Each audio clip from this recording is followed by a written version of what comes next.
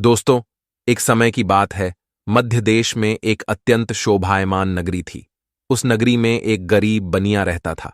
उस बनिया की एक पत्नी और 3 पुत्र थे। बनिया की पत्नी का नाम था सुकन्या। सुकन्या एक पतिव्रता नारी थी। वह केवल अपने ही पति से एकनिष्ठ रहती थी। वह गृह कार्य में दक्ष तथा परिवार का अच्छे से ख्याल रखती थी। किंतु बनिया की पत्नी कंजूस स्वभाव की थी। वह एक एक पैसे का हिसाब रखती थी। एक पैसा भी खर्च करते समय वह 100 बार सोचती थी। घर के अन्न का एक दाना भी वह खराब नहीं होने देती थी। घर को रोज स्वच्छ करना, घर के आंगन को साफ करके रंगोली बनाना, तुलसी को जल देना, तुलसी की नित्य पूजा करना, सूर्य को अर्घ्य देना, पूजा घर में देवी देवताओं की नित्य पूजा करना, संध्या उपासना करना, तुलसी के पास दीपक जलाना आदि प्रकार के सभी शास्त्रीय नियमों का पालन वह किया करती थी। सुकन्या कभी देर से नहीं जागती थी। हमेशा ब्रह्म मुहूर्त में जागकर स्नान आदि करके घर के काम करती रहती थी। यूं कहे तो सुकन्या एक अत्यंत गुणवान, चरित्रवान नारी थी। किंतु उसके अंदर एक ही कमी थी। वह यह थी कि सुकन्या बहुत ही ज्यादा कंजूस थी। वह अपने घर के अनाज का एक दाना भी कभी किसी को नहीं देती थी। उसके द्वार पर आए किसी भी याचक को, किसी भी भिखारी को एक पैसा तो क्या, अन्न का एक दाना भी नहीं देती थी, क्योंकि उसे लगता था कि दूसरों को अन्न देकर उसे बर्बाद नहीं करना चाहिए, ये भविष्य में काम आएगा। सुकन्या के घर की परिस्थिति गरीब अवश्य थी, किंतु उसका पति और वे दोनों ही काम करके परिवार का पेट पालने जितना अन्न जमा कर पाते थे। सुकन्या रोज सुबह अपने घर के सारे काम करके मां लक्ष्मी के मंदिर में जाकर उनकी पूजा करती थी, जिससे माता लक्ष्मी भी उस पर प्रसन्न थी। किंतु सुकन्या की गरीबी का कारण वह खुद थी। सुकन्या के कंजूस स्वभाव के कारण कई बार उसने अपनी ही किस्मत को ठोकर मार दी थी। दोस्तों, माता लक्ष्मी सुकन्या की भक्ति से अत्यंत प्रसन्न थी। मां लक्ष्मी सुकन्या को वह सब कुछ देना चाहती है जिससे सुकन्या की दरिद्रता दूर हो जाए और उसे सुख समृद्धि की प्राप्ति हो। इसीलिए एक बार माता लक्ष्मी सुकन्या की परीक्षा लेने की सोचती है। दोस्तों, सुकन्या का घर ऐसा था जहां पर ना कोई पशु आता था और ना ही कोई पक्षी, क्योंकि उसके घर पर पक्षियों को अन्न का एक कण भी नहीं मिलता था और ना ही पीने को पानी। सुकन्या के द्वार पर ना कुत्ते आते थे और ना ही कोई गाय आती थी, क्योंकि सभी जानते हैं कि सुकन्या किसी को भी अन्न का एक कण भी नहीं देती है। फिर एक दिन एक चिड़िया सुकन्या के घर पर आती है और चारों ओर घूमने लगती है। सुकन्या के घर पर उसे कहीं पर भी अन्न का एक कण भी दिखाई नहीं देता है। वह चिड़िया सोचती है, अजीब बात है, इस घर पर ना अन्न का दाना है और ना ही पक्षियों को पीने के लिए पानी है। लगता है इस घर में रहने वाले लोग बहुत दरिद्री हैं। वह चिड़िया दूसरे दिन भी उस घर पर आती है, लेकिन उसे कोई दिखाई नहीं देता है और ना ही अन्न का दाना भी दिखाई पड़ता है, जिससे वह चिड़िया बहुत दुखी हो जाती है। फिर चिड़िया सोचने लगती है, आज मैं इस घर में रहने वाली स्त्री से बात अवश्य करूंगी। फिर चिड़िया सुकन्या के घर के सामने बैठ जाती है। कुछ देर बाद सुकन्या घर से बाहर आती है तो देखती है कि एक चिड़िया उसके घर के सामने उड़ रही है। सुकन्या उस चिड़िया को भगाने लगती है, लेकिन वह चिड़िया वहां से नहीं जाती है। फिर सुकन्या झाड़ू लेकर उस चिड़िया को भगाने के लिए उसके पीछे लगती है, लेकिन वह चिड़िया फिर से उड़कर वापस आ जाती है। कुछ देर तक चिड़िया को भगाने की कोशिश करने पर सुकन्या थक जाती है और वहीं पर आंगन में बैठ जाती है और कहने लगती है, हम कितनी मेहनत करके अन्न जमा करते हैं और ये पशु पक्षी चले आते हैं उसे बर्बाद करने के लिए। फिर सुकन्या उस चिड़िया की तरफ देखते हुए उस चिड़िया से कहने लगती है, हे चिड़िया, तू चुपचाप यहां से चली जा, मैं तुझे एक दाना भी नहीं डालने वाली हूं। फिर वह चिड़िया कहती है, हे देवी, मैं बहुत दूर से उड़कर तुम्हारे घर पर आई हूं, कृपया मुझे कुछ खाने के लिए दे दो तो बड़े उपकार होंगे। चिड़िया की बात सुनकर सुकन्या बोलती है, अरे चिड़िया, तू मुझे माफ कर, मैं तुझे अन्न का एक दाना भी नहीं दे सकती। मेरे घर में तुझे देने के लिए कुछ भी नहीं है। हम ही रोज भूखे सोते हैं तो दूसरों को क्या खिलाएंगे। इस प्रकार से सुकन्या उस चिड़िया से झूठ बोलती है।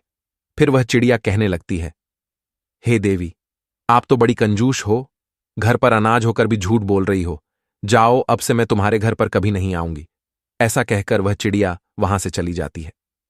फिर दूसरे दिन उस सुकन्या के घर पर एक मोर आता है और अन्न की तलाश में इधर उधर घूमने लगता है, लेकिन उसे अन्न का एक दाना भी नहीं मिलता। उस मोर को देखकर सुकन्या हाथ में डंडा लेकर उसे भगाने लगती है ताकि वह उसके पेड़ पौधों को ना खाए। फिर वह मोर बोलने लगता है, हे देवी, ये आप क्या कर रही हो? मुझे क्यों मार रही हो? सुकन्या उस मोर से कहती है, हे मोर, तू जल्दी भाग यहां से। तू भी आ गया मुफ्त का खाने के लिए। यहां तेरे लिए कुछ भी नहीं है। कहीं और जाकर अपना पेट भर। हमारे घर में अन्न का एक दाना भी नहीं है। इस प्रकार से सुकन्या मोर को भी झूठ बोलती है। फिर वह मोर कहता है, हे देवी, आप झूठ बोल रही हो। आपके घर में अनाज होकर भी आप थोड़ा सा अनाज मुझ भूखे प्राणी को नहीं दे रही हो। इससे आपको पाप लगेगा। सुकन्या कहती है, वाह रे मोर, तू तो बड़ा चालाक है। मुझे कैसे पाप लगेगा? मेरी मेहनत का अन्न मैं दूसरों को मुफ्त में क्यों बांटूं? मेरे बच्चे तो भूखे ही मर जाएंगे अगर मैं दूसरों को अनाज बांटती फिरूं तो। इसीलिए तू निकल यहां से। फिर मोर कहता है, हे देवी, तुम इतनी निर्दयी और निष्ठुर हो। अब से मैं तुम्हारे घर पर कभी नहीं आऊंगा। उसके बाद वह मोर एक पंख सुकन्या के घर के सामने गिराता है और उस स्थान से दुखी होकर चला जाता है।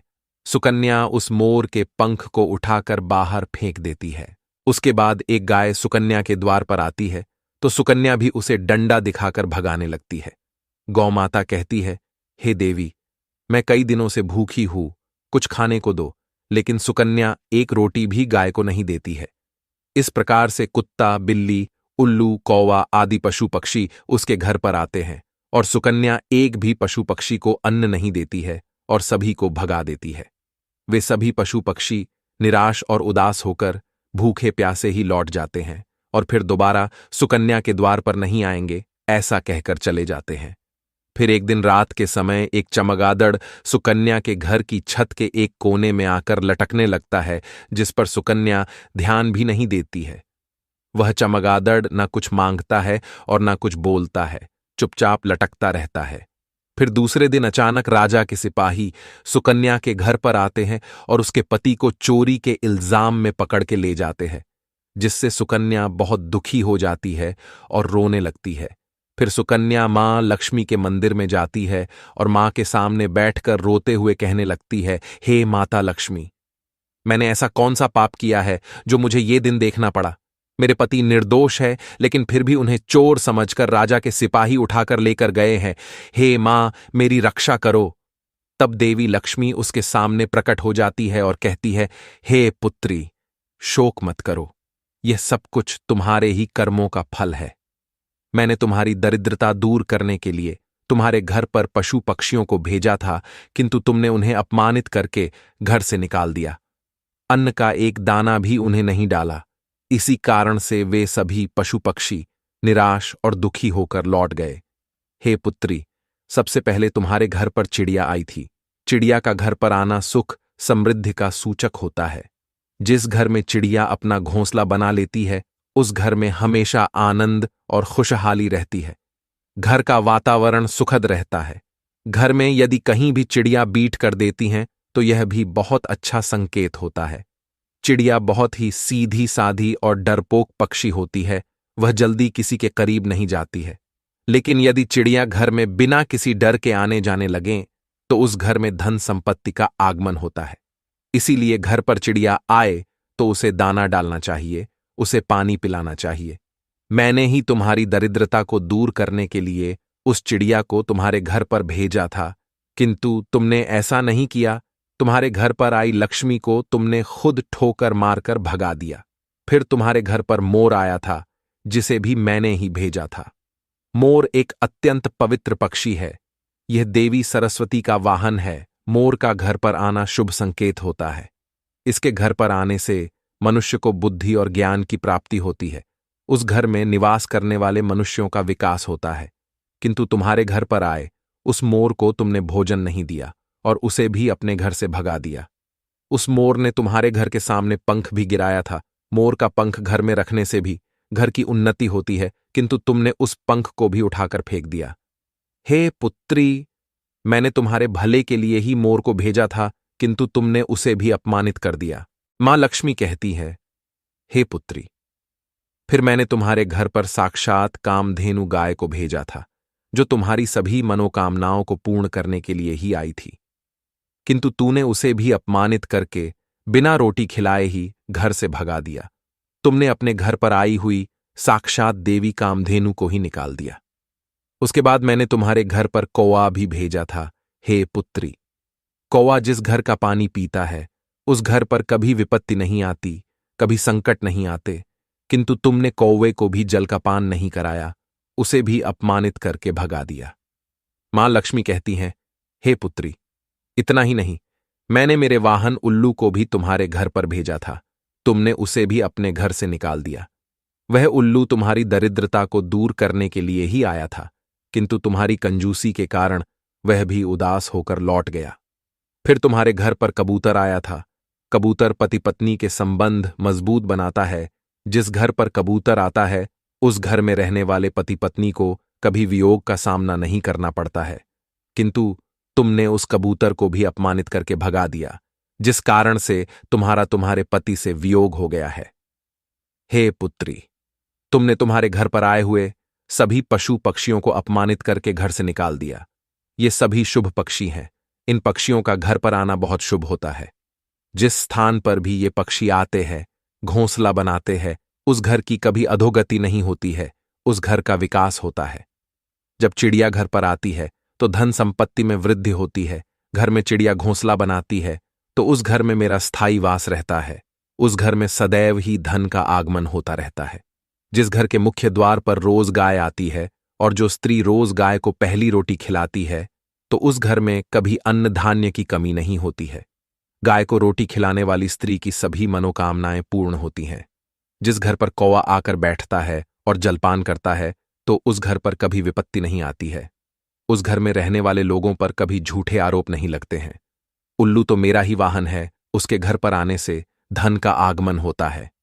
हे पुत्री, ये सभी शुभ पशु एवं पक्षी है। इन्हें कभी धुतकारना नहीं चाहिए, इन्हें अन्न और जल देना चाहिए, किंतु तुमने ऐसा नहीं किया। लेकिन जब तुम्हारे घर पर चमगादड़ आकर बैठ गया तो तुमने उसे घर से नहीं भगाया।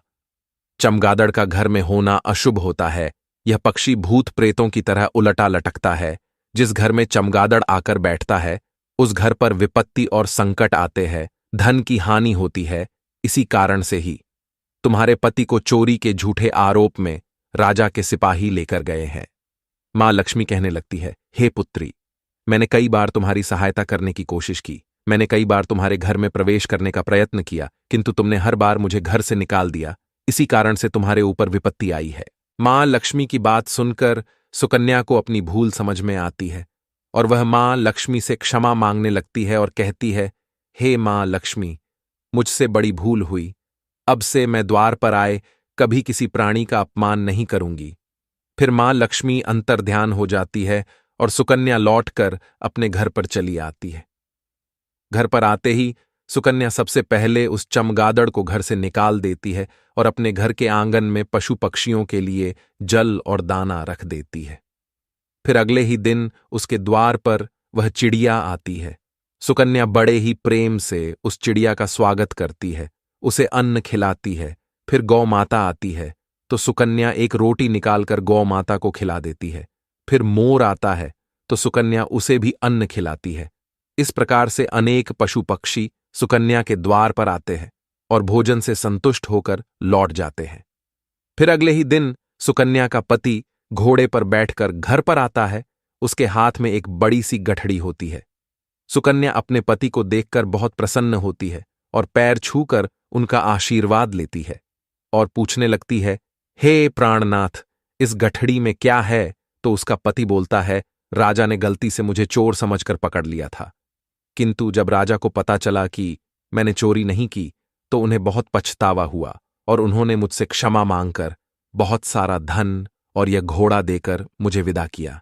इस चमत्कार को देखकर सुकन्या बहुत प्रसन्न हो जाती है और मां लक्ष्मी का अनेक बार धन्यवाद करने लगती है।